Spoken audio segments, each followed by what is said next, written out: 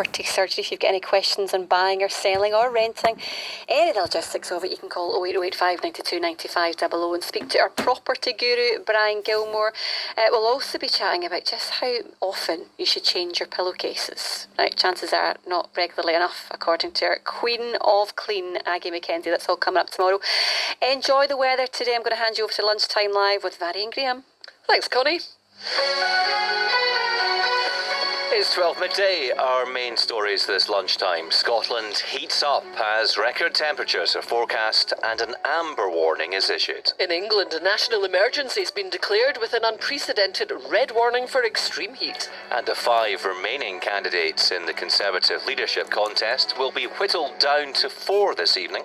All that and more here on Lunchtime Live with Graham Stewart and Varry Stewart. On digital radio, FM, your smart speaker, and BBC Sounds. BBC Radio Scotland. First, a summary of the BBC News with Duncan Kirkhope. Thanks, Graham. Good afternoon.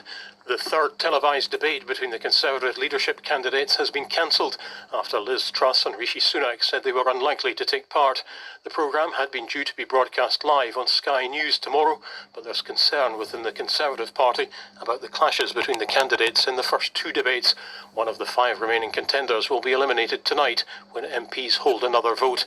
Our political correspondent Nick Eardley reports. The 2 televised debates so far have been at times brutal, with heated exchanges between the candidates. Last night, Rishi Sunak and Liz Truss repeatedly clashed on the economy.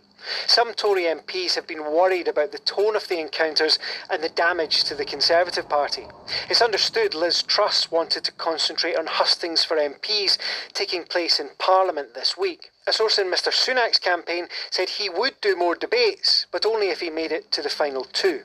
MPs are voting this week to whittle the current shortlist of 5 down to that 2, who will then be put to Conservative members over the summer. Network Rail Scotland say because of the extreme heat, train speeds will be restricted between 1 o'clock this afternoon and 8 o'clock this evening, which will have an impact on most routes. There's a 20-mile-an-hour speed restriction on the stretch of rail between Hindland and Finnieston in Glasgow to protect the overhead wires. And amber warnings in force across parts of Scotland. Most of the country is expected to experience high temperatures, with the Met Office warning in place for the south and large parts of eastern Scotland.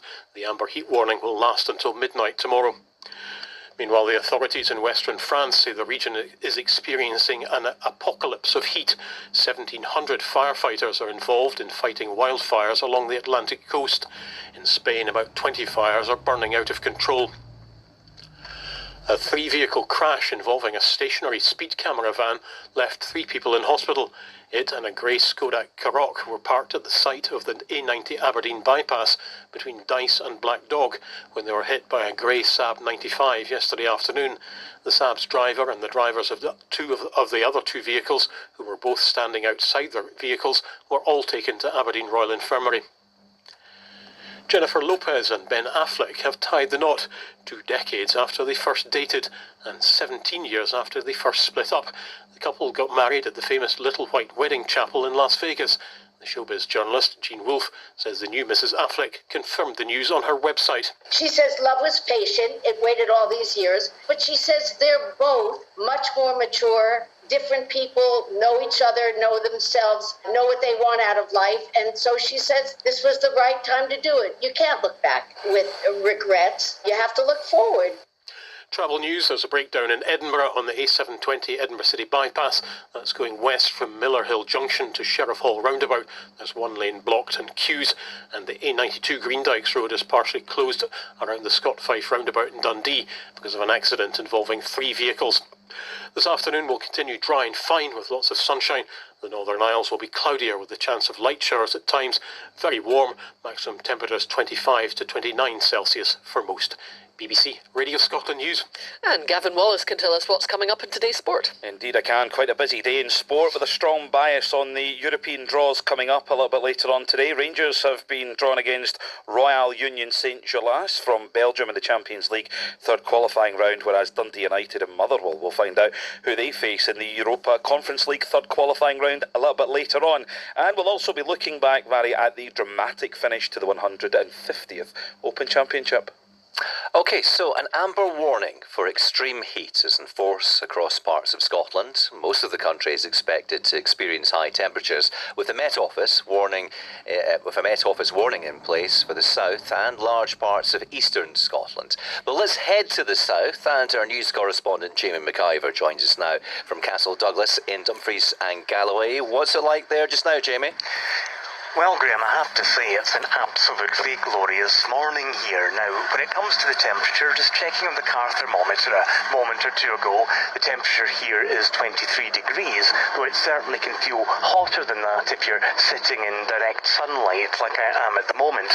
Here in the town centre, I have to say, it just seems like a typical pleasant summer's day. A lot of the people who are out doing their shopping are wearing loose clothing or wearing their shorts, but certainly there's no sense of this being out of the ordinary here at the moment, but certainly it is worth remembering that the forecast is for temperatures to continue to rise through the course of the day, and of course it's all that important advice about keeping yourself hydrated, about wearing sun cream, about not staying out in the sun any longer than necessary, and of course a concern too for animals, because the pavement here, it must be said, is rather warm, so you can imagine what that could be like for the paws of a dog. Can I just check that you've got your shorts on, Jamie? I still have my shorts on, Graham. I have indeed, but my long trousers are in the car just in case they're needed for later. Right, that's very practical of you. Now, what can we expect in the coming days? Well, certainly when it comes to this situation in Scotland, I think one of the big impacts we're likely to be looking at is the risk of travel disruption. As we were hearing from Duncan in the news a moment ago, the speed on some rail lines will be restricted this afternoon, and also if you're heading down to London, it's very important to bear the travel advice in mind. Now, on the East Coast Railway line, LNER is cancelling all trains south of York tomorrow, while on the West Coast line from Glasgow to London, Avanti says it'll be running a much reduced service today and tomorrow. You'll get more details about any changes to the train timetables by looking at the usual travel websites. Here, ScotRail is planning to run its normal timetable today, but as we were hearing earlier, there are these speed restrictions on some lines which may inevitably add to the length of some journeys. Okay, so quite a bit of disruption there. What's the general advice then? A lot of it, Graham, is just about bearing the temperatures in mind. Now, to remind you of the way the system works with Met Office alerts, I think it's very important and worthwhile trying to explain how the alert system works. Now, an amber warning means an increased likelihood of impacts from severe weather, which may potentially disrupt your plans, but a red warning means dangerous weather, and of course the red warning, that's in force for much of southern and central England, but it's the amber warning that's in force across Dumfries and Galloway, the borders, and parts of the east of Scotland, stretching up towards Perth and Dundee. And there will be particular groups of people who are particularly at risk. Indeed, and that's where we've got to bear in mind the elderly and also some young people whose bodies may not necessarily be able to regulate the temperature as many of us can, and that's why it's so important to bear in mind about the importance of good hydration and also about trying to keep your house cool. Now, this may seem counterintuitive because your first instinct might be to open the window to try to get some fresh air in, but if the air is hot, opening the window may actually mean that more warm air is coming into your house, so your house ends up hotter. That's why there's been practical advice given that you could open your window earlier in the morning when it's still quite cool, then close your window later, and then if you pull the curtains over, that may stop your house becoming unbearably warm. Okay, Jamie McIver, thank you for that, and make sure you cool down at some point today. Well, I'm joined now by Alex Deakin, who's a meteorologist at the Met Office. Hello, Alex. Hi, Barry. Yeah, what are the temperatures then we're seeing across the UK at the moment? Well, the latest top temperature down south is 33 degrees Celsius in the London area. A few places coming up with low 30s at the moment, so temperatures really jumped up quite a bit this morning from the low 20s, so just really kicking in now as the sun gets higher in the sky. I've seen a reported 28 near Edinburgh, and temperatures generally across southern Scotland are in like kind of the 25 bracket, so yeah, they're steadily now starting to rise as, of course, the sun gets to its highest point in the sky. Yeah, and we are actually expecting tomorrow to be hotter.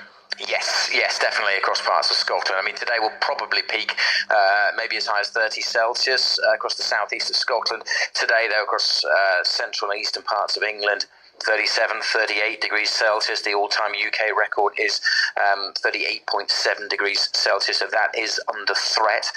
But tomorrow, we're likely to get up to 39, and there's a good chance we could break the 40 Celsius mark for the first time. That is again across eastern parts of England, but we could hit 34, possibly 35 in Scotland tomorrow across Lothian and the borders. So yeah, we are talking about pretty extremes of temperature. Yeah, and we're talking England has a red warning for some areas. Scotland, it's amber. What do these categories mean? Well, we only issue red warnings when the weather is particularly severe and when there is a real threat to life. But amber warnings are pretty serious. Don't issue those very often. That's when, as I think it was Jamie just a minute ago was talking about, there is a good chance of significant disruption to travel, but also those health issues that we've been talking about that can affect. And it's not just the vulnerable. It could be, we're getting to the extremes now where the kind of temperatures can affect relatively healthy people if they're not following that sensible advice, which is to avoid the peak times of the day and staying hydrated. So, yeah, it's a subtle difference, but a very significant difference with that red warnings when there's a real threat to life, but amber warnings are very serious too. Yeah, and we have been warned that this sort of thing could become more normal, with climate change. But in the immediate term, how long is this heat wave likely to last? Well, I want to stress as well, actually, the nights are also crucially going to be very, very warm, and that's one of the problems with the health impacts as well. So tonight is going to be exceptionally warm. Parts of Scotland may not dip below 20 Celsius. That would be a tropical night, as it's known. Temperatures are going to drop later this week. We are going to start to see a change, some showers around, but even Tuesday night is likely to be very, very warm, and again, particularly across parts of the east. We could then see some big thunderstorms breaking out, as is often the case, and the potential for parts of eastern Scotland to see some big downpours on Wednesday. That is something we're keeping a close eye on at the moment. But after that, temperatures do kind of drop off. Wednesday will still be very warm across the east, but then getting much closer to back to average come the end of the week. Alex, thank you very much indeed for your time. That's Alex Deakin from the Met Office. Well, the soaring temperatures are certainly encouraging lots of us to make the most of the summer. We just heard from Jamie in Castle Douglas. What's it like in central Glasgow? Well, our reporter, Phil McDonald, has spent the morning at Kelvin Grove Park. I believe, Phil, they call it tap-saff weather in Glasgow. Yeah, I think that's a fair assessment, Graham. I'm looking around and I can see a few people who have followed that mantra. I think it's fair to say it's an absolutely wonderful day. Obviously, if you're the sort of person that likes sitting out in the sun, it's very much shorts and t-shirt weather here. I think it's fair to say, just looking around me, I can see groups of people with their blankets down on the grass after getting out nice and early, either sunbathing or reading books. And there's already that unmistakable smell of barbecue in the air. Indeed, I can see in the not too far away distance smell the sight of smoke. So obviously people getting them fired up nice and early. I can see the ice cream van as well parked on the path. I think it's fair to say there's a good chance they'll be fairly busy today as well. So all in all, it is looking like this park is going to be pretty packed with people making the most of the sunshine and the warm weather that we're experiencing just now. And I spoke to some people who are out and about in the park, and here's what they had to say about the heat wave. Lots of sunscreen, lots of water. You've got enough water for sure. Yeah. And we're not out at midday or I'm working this afternoon, so I'm just making the most of the morning. So absolutely, back for sure. inside. As soon as the kind of weather gets above 15, to be honest, it's just a matter of getting out and enjoying it. What's the saying? Taps off at, is it 13 degrees? 13, yeah. 13. I'm assuming that's going to start happening in a couple of hours. Just let me warm up and then, taps off. Yeah, the park's not too busy at the moment. Are you expecting it to fill up in the next few hours? Aye. I mean, I already know my brother is staying Southside. I know he's coming up with his pals. So I imagine that, that it's going to flock soon. Are you the sort of people that cope well in the heat, or...? I'm not, you are. Are you? Yeah, I can cope quite well with it. I'm a sun baby, whereas Finlay struggles a wee bit. Yeah, 2 hours is my max, so I'm looking well. Two Max, what about yourself? Fine in the heat, or do you struggle? I'm perfectly fine, yeah. As long as you make sure you're drinking and make sure you get some time in the shade. Don't stay out all day. Make sure you get sunscreen on. There's ways to make sure you cope well. You've been watching the weather for a week. I've been watching the weather for a week now. Yeah, I took the day off. First, she's visiting from the US, and I did tell her this is not the usual. This is definitely not what happens every week, unfortunately. No, don't get used to this. Definitely don't. Oh no. That's fair. That's fair. Yeah, loving it. You brought the sun with you from the sun. That's what Viola was saying. Absolutely. Yeah. Like, the day she stepped foot in the UK, the sun just came out of the clouds. You're not allowed to go home. Yeah, I know, right? Can't leave She's tomorrow. going away tomorrow, which is supposed to be like 30 degrees, and then then on Wednesday it's gonna be like 15 again. So please stay a little bit longer. It's not normal, and climate change is real. It's very real. I mean, I've lived here for 7 years, and I've never been in a 30 degrees weather, so something's wrong for sure.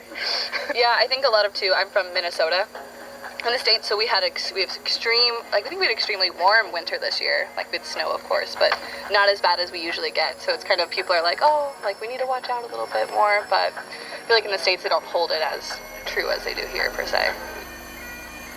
Now, obviously, there are a few different sides to this. You heard about the climate change aspect there, but we have also seen some crowd trouble in Kelvin Grove Park over the past few years, including evacuations and arrests. So not everyone is happy about what goes on here on a sunny day like this. One resident I spoke to said it's leading to a rise in antisocial behaviour and littering as well. Here's what Gael Sherigo told me earlier.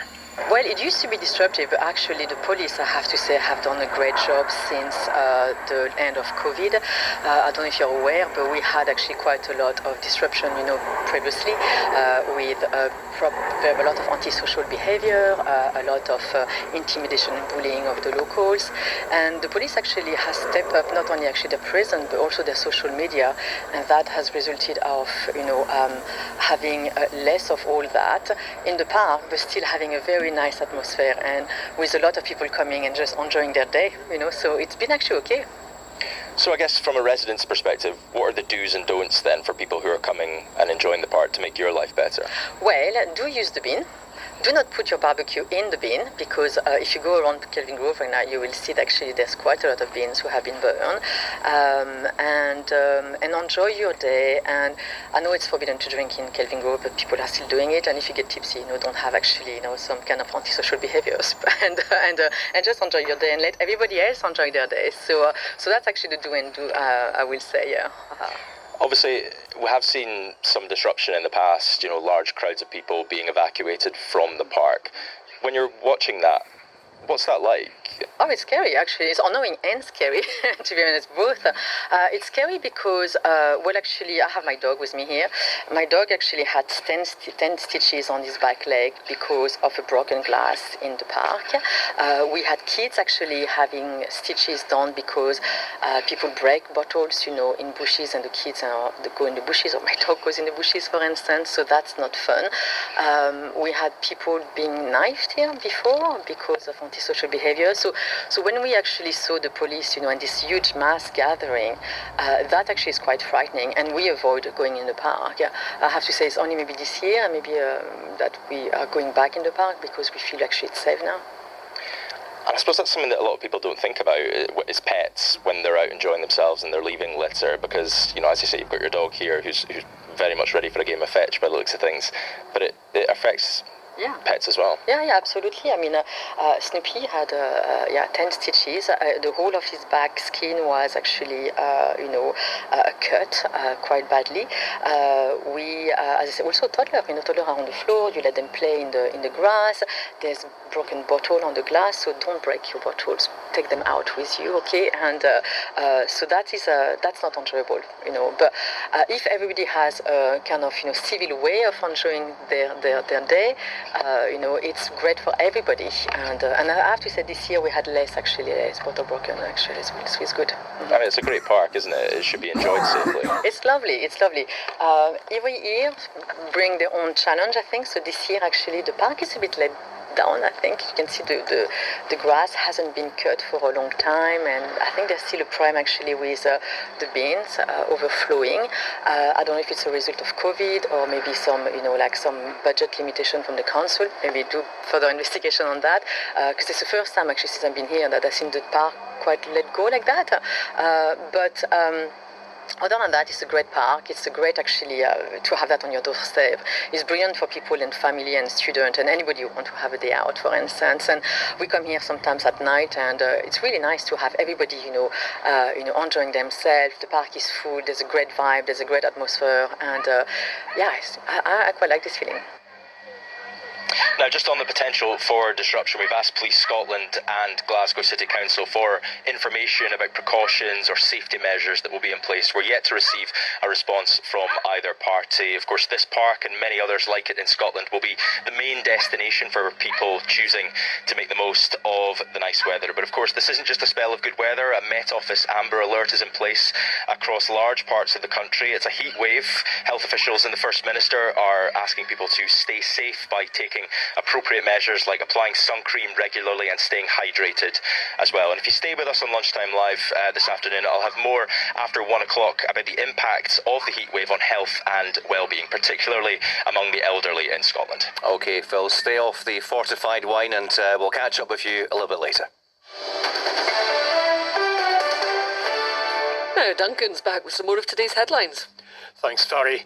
A nuclear power plant in Switzerland has had to reduce its output because the river that it uses to cool the plant is already too warm. In another effect of Europe's heatwave, using the river to cool the plant heats its water even further, and if it exceeds 25 degrees Celsius, fish will die.